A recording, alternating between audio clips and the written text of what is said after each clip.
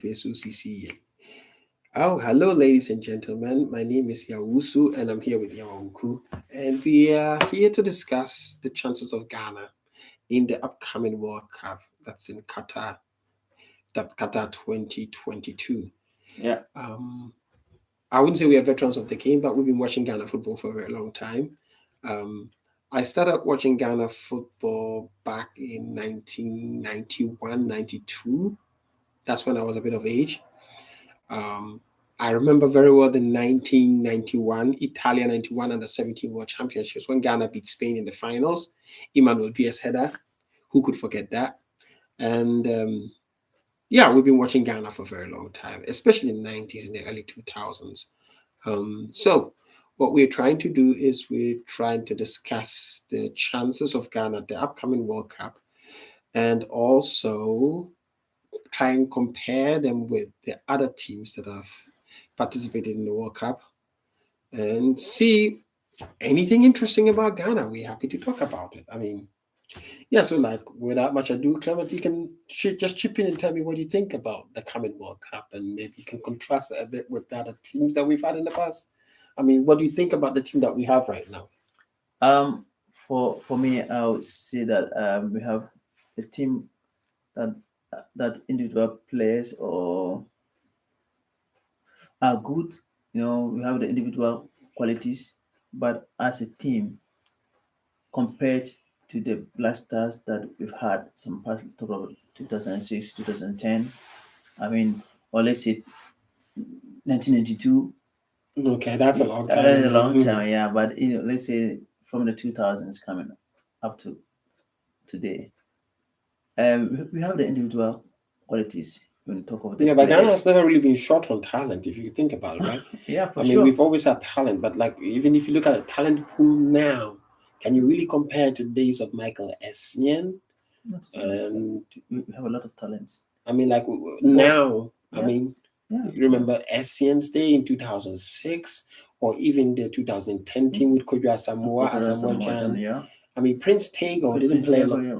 I think he started the first 3 games, but Prince Tego was a really good player. Yeah, he was. But I'm sure he didn't get enough chance to play for the Blasters. Yeah, the problem is he was playing on the wing and it wasn't really going to help him. And Asamoah Gyan was just on a different level at that point. Yeah, Asamoah Gyan was very good. Okay. Well, he was a top class player. But this current team, I would say, they are a collection of players with individual capabilities or what I say, they have good qualities. Mm-hmm. But as a team, we are not there yet. Okay.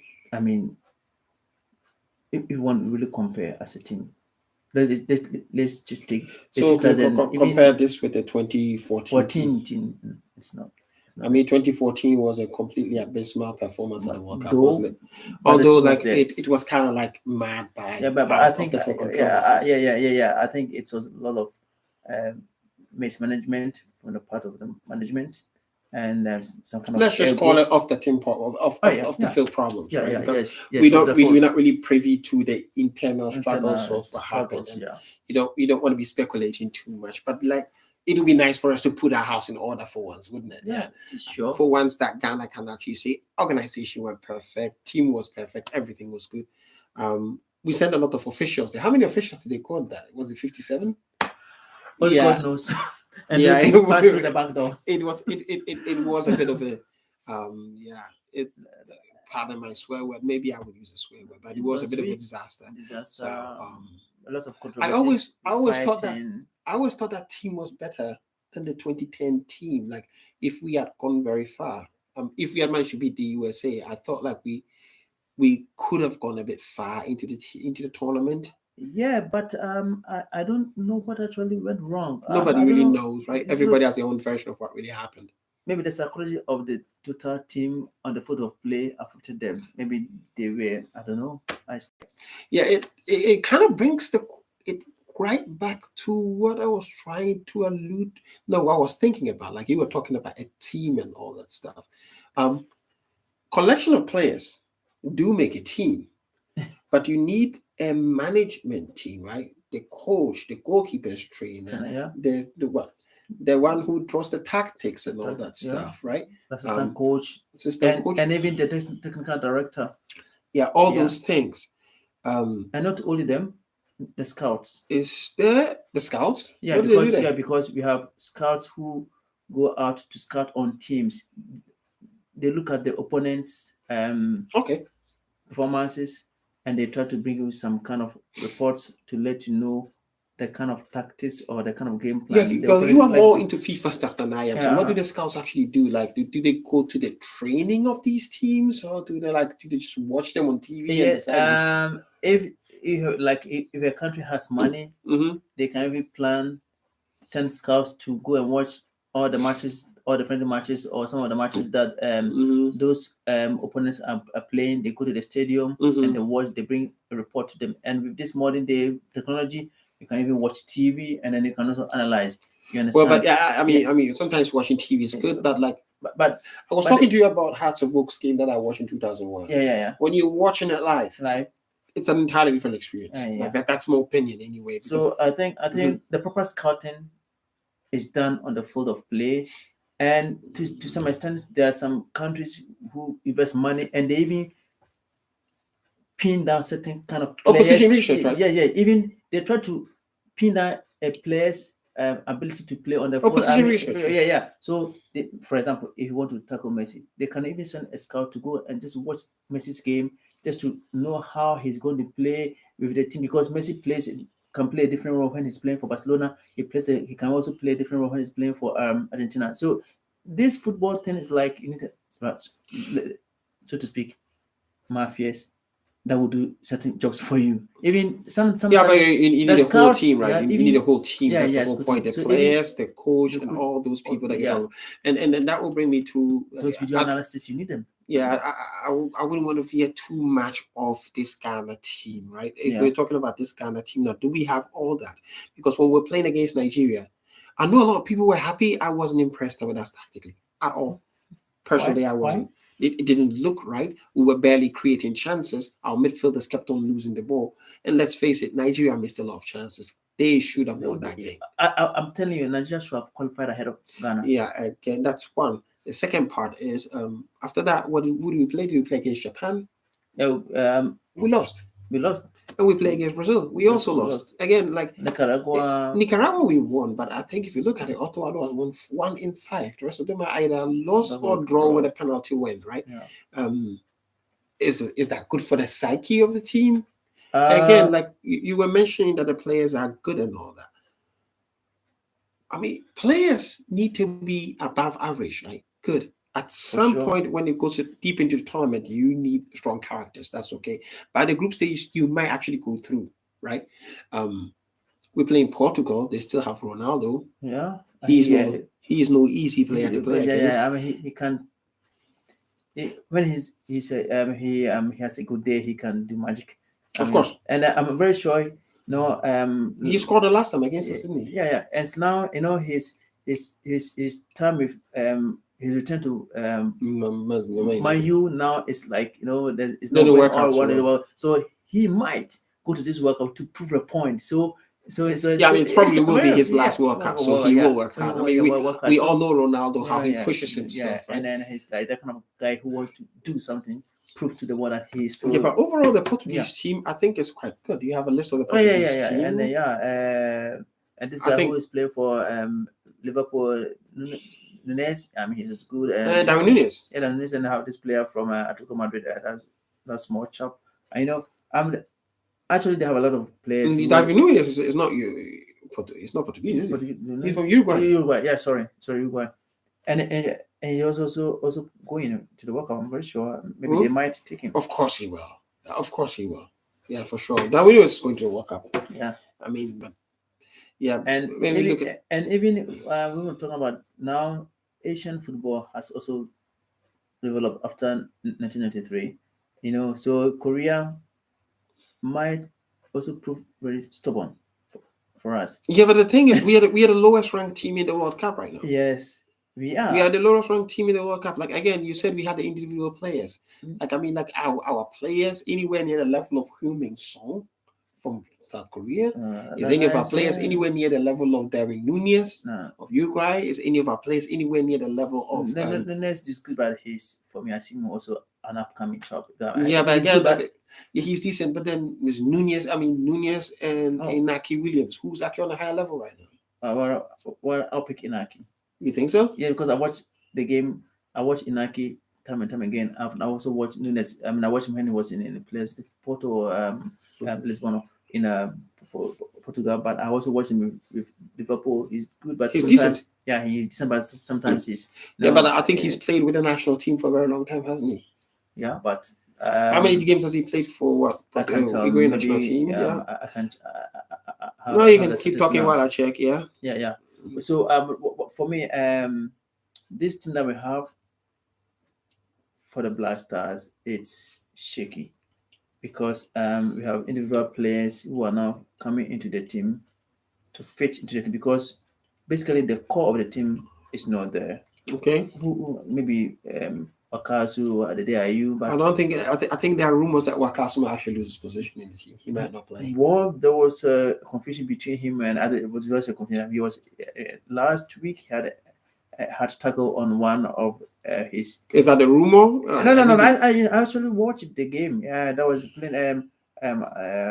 His team in Belgium was playing with the other side. That was because he his character alone and his experience with the Blasters alone qualify Well, but him. that depends on what other ones, right?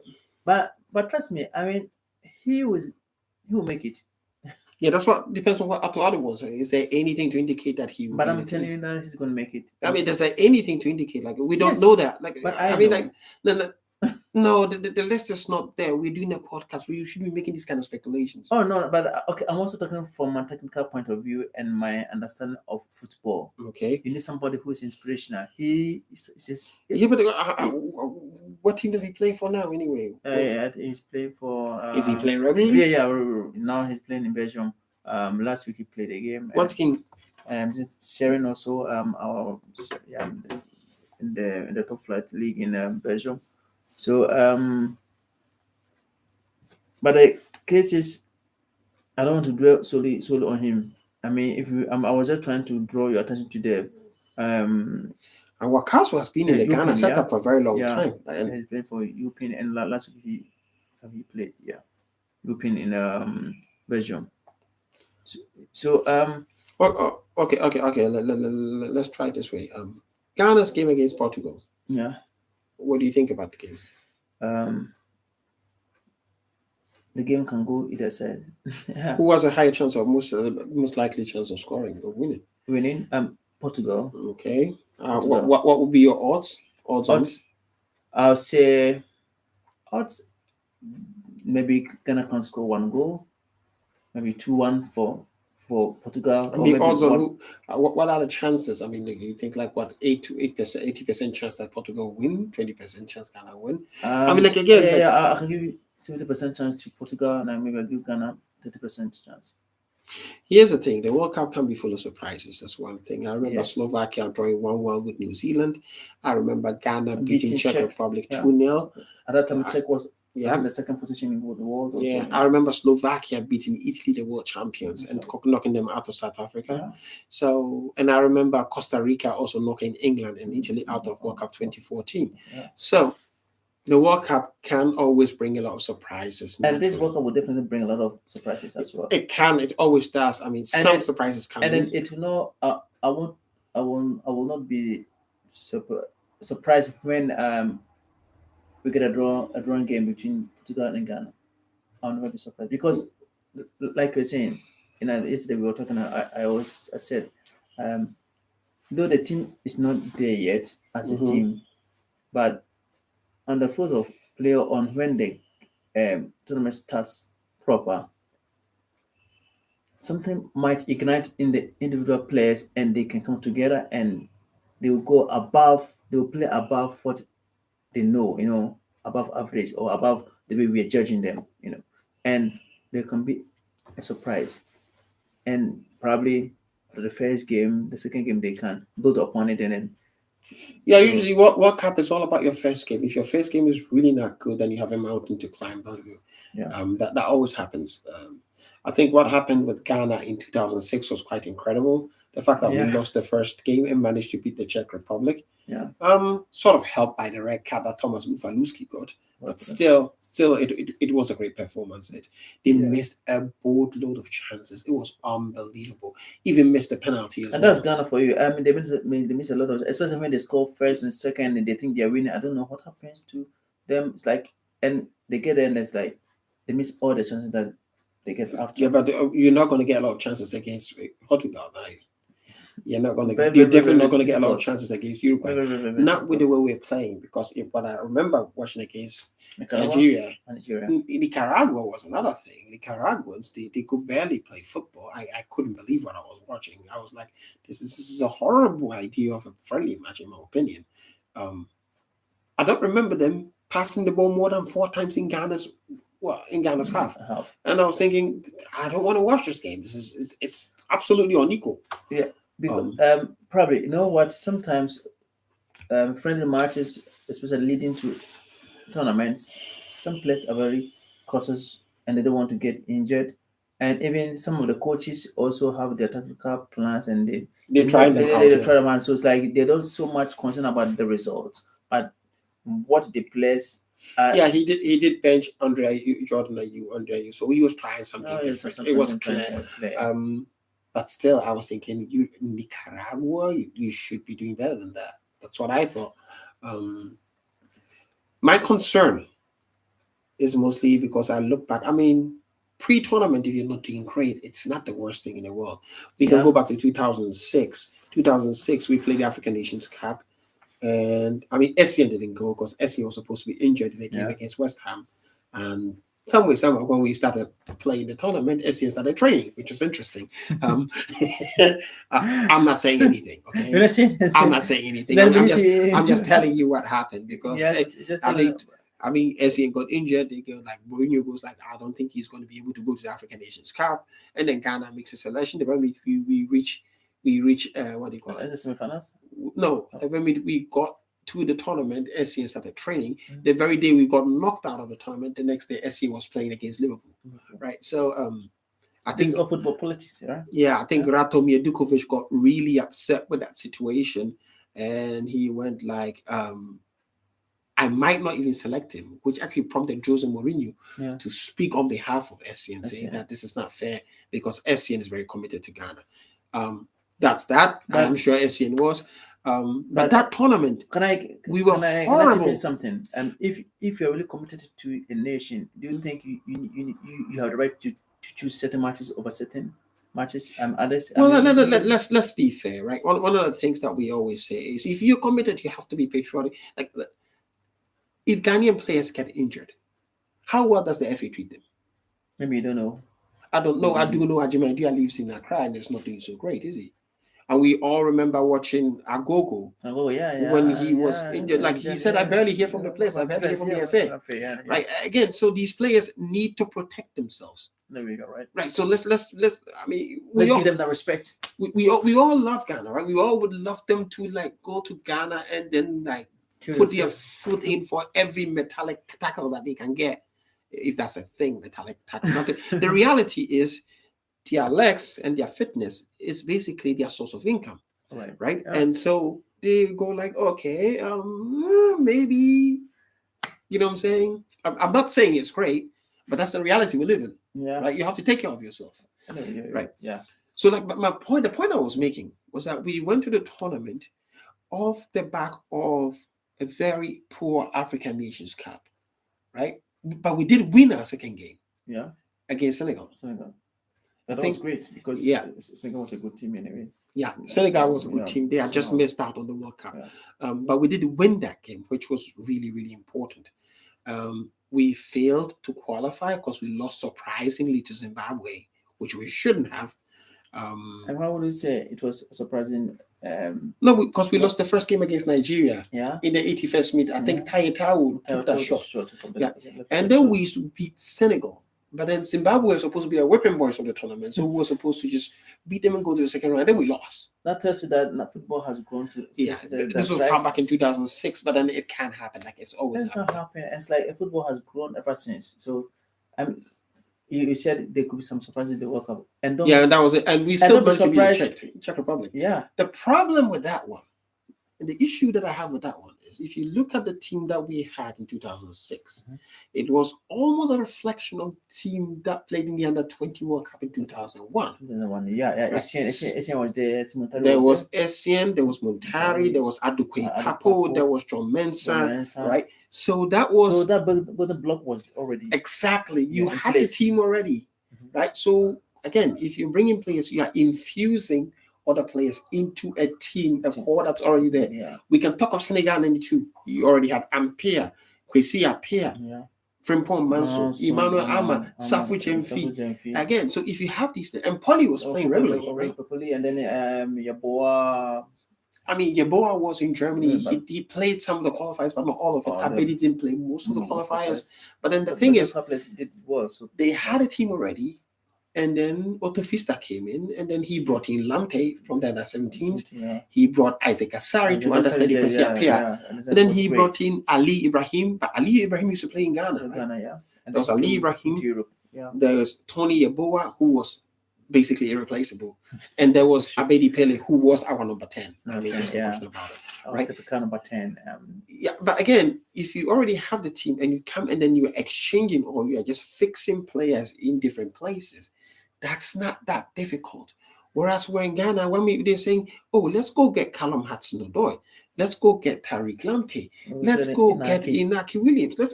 And I'm thinking, all you're doing is you're just assembling players. I don't know, I said it's a collection of players and a collection of technical team, but not a team, so to speak. Yeah, exactly. So isn't that really worrisome? I would say a functional team. It wasn't really worrisome going into a World Cup that, like, we have a team where sometimes, like, I watched that game against Brazil. Oh. It was scary, the kind of midfield passes. Like, almost every midfield pass was wayward. Like, they were all just going... I couldn't believe it. And those passes were not connected well. The connection was poor. Yeah, I mean, the timing, everything was very poor. Exactly. So it was like individual play. Yeah. So, like, even coming back to that Czech game, like, we had these players already and who had played together for a long time, gone abroad, played the qualifiers and all that stuff, right? So, when it comes to the World Cup, there was Essien and there were all these people who just glued the team together. Right? So it comes in some... And there was Appiah who was seen as more unifying, I guess. But then something strange just happened. Like, now I have to be honest. I'm not sure I can support Black Stars with my heart on this tournament. I really can't. Because, like, Black Stars gave me a freaking heartbreak back in 1994. I don't think I can handle it anymore. Like, I talk about Tunisia 94. Tunisia 94. I don't think I can handle it anymore. I think it was unbelievable.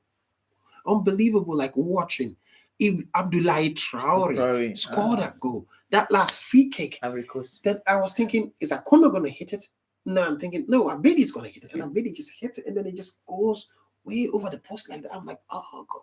Did he even hit the post? It probably did. I think Akuna scored. Was that one against Tutu? Akuna scored twice in that tournament. Yeah, I think he scored the first game was against Guinea. And I think Ghana got a penalty. No. Ghana got a penalty and Lamptey missed it. Yeah. And Ghana got a penalty, Lamptey missed it. I remember that very well. And then in the last meet there was a free kick. And Akuna. No, Akuna had been consistent for Ghana for a very long time. So you know what? I thought that he would be allowed to continue his coaching. Yeah, that's the thing. Job with the Black Stars, because it would have been nice. Yeah, it would have been, because he was someone who was very firm. He was, honestly speaking, I mean, you're slightly familiar with Akuna, right? Yeah. So he was very, and it's like, because he has a lot of experience with the Black Stars, with international and with clubs. Okay. And you remember he also captained Wolfsburg some time ago. So it's like, he did. So he captained the Black Stars and played local And Akuna before also he came through traveled. the ranks, Yeah, right? ranks, yeah, from I mean, assistant Akuna was manager. the same guy who was at what Oko United. United, I was it? remember Did you go to yeah, was it? he did go to Was Obuasi it go go first, first? yeah, and then he And I went to think has Fortuna Crew. couldn't No, go he never went to the Accra School. Yeah, there. I would have loved to have him there. Yeah, I would have loved to have him there. Like, funny enough, I didn't like Akuna very much when he was at Oko United, simply because they played a game against Africa Sports and he missed the He penalty. missed the penalty. Yeah. Wow. I don't think I'm mistaken. I think I remember this game quite well. Yeah. Like, because it was on Ghana GBC TV announcement, like Oko United, Asasia by they kept talking about it, right? And then he went to Golfers, and Golfers was really good. And then he went to the under-20 World Cup. Do you remember that one in Australia? Australia, was it Australia? 93. Yeah. Russell Vanini was the captain. Yeah. And it was a fantastic shot from who? I mean, is it Ado? No, one of the players. There was, I think, the final goal against Brazil or. The guy final goal. No, that was Emmanuel Duya. He headed the ball. Yeah, that was Emmanuel. Yeah, we lost that game. Juan Unhian. Yeah, I remember those two guys. That's like that was a nightmare. But because even looking at those days up to this time, whereby they were like we didn't have a lot of tactical abilities, but we were able to assemble together. Yeah, but then we kept the team for a long time. But now that everything's, for me, it's easy. Yeah, but understand this. Like, what you need to understand is like that under-20 team, right? It was a bit of an amalgamation from the under-17 team in '93, and a few other players like Akono, Bernard Ayi, Ransford Banini. Like those were like really good players. You know, guessing him for as well. I think he was at Golfers, wasn't he? Yeah, he was at Golfers, and I think that he came to Europe. In Europe, yeah. And he was also a good player. Oh, he was amazing. Yeah, he was amazing. Like I know people used to pick on him. They go like when he plays football, his chest never gets dirty. Yeah, which is supposed to mean that he is a lazy player, but that was not really true. Even those and later came in this place, a player like Matthew Amwa. I mean, he was Matthew Amwa is the later, like later, yeah. So it's like Ghana. Matthew Amwa was one of those strange players. Yeah, played well in the qualifiers, but never performed well in the World Cup. I never understood why. Sometimes the atmosphere also counts a lot. Yeah, he did really well. He played really well in the qualifiers twice. I think in one of the areas in which that we are not good at is the psychology of let me say the psychological part of the game and working on the individual players, because there are some players that tell you need to treat them like a woman. Honestly speaking, for sure. Don't be using those terms online. Like treat them like a woman. Like you're trying to say women are soft. No. I'm not. You basically have to treat them because they're a bit more delicate, please. Yeah. No. That's what you're trying to say, right? Not that. Sometimes there's some place you need to talk to them in a harsh way. There's a place you need to talk to them in a tone voice. It's like you need to the individual. Yeah, you're talking about the man management. Man management, so that you already build a team together. So you were saying you were talking about Matthew Amwa. At that time, maybe we needed a psychologist that would draw his attention. I don't know. Like I'm sure they have those things in, because Matthew Amwa came to Dortmund. And I don't think he was that impressive at Dortmund, although he was great in the Dutch league. But that tends to happen because the Dutch league and the German league are kind of different. He did play well in the qualifiers. He was part of the reason why we qualified for 2006. He was certainly part of the reason why we qualified. And I really remember. In fact, there was a goal he scored on an angle. You remember? That's the game against Senegal. That's the game against Senegal in 2006, was it? Yeah, 2006. That's the tournament I'm talking about. Like he scored and then we won against Senegal. At that angle, I mean, it was a difficult angle, but he managed to score. No. Matthew Amwa was a proper poacher. He knew how to score goals. It just. For some reason, like because when we went to World Cup 2006, he was striking. He was a striker in almost all the games, and he just. I know. I was never really a fan of ping pong though. The ping pong was a bit on and off, but if you're not a technical man, there are certain players you see in the game, you think they are not doing anything, but they all. I was never really a Yeah, fan. yeah, Like, yeah. I Because remember Ping Pong.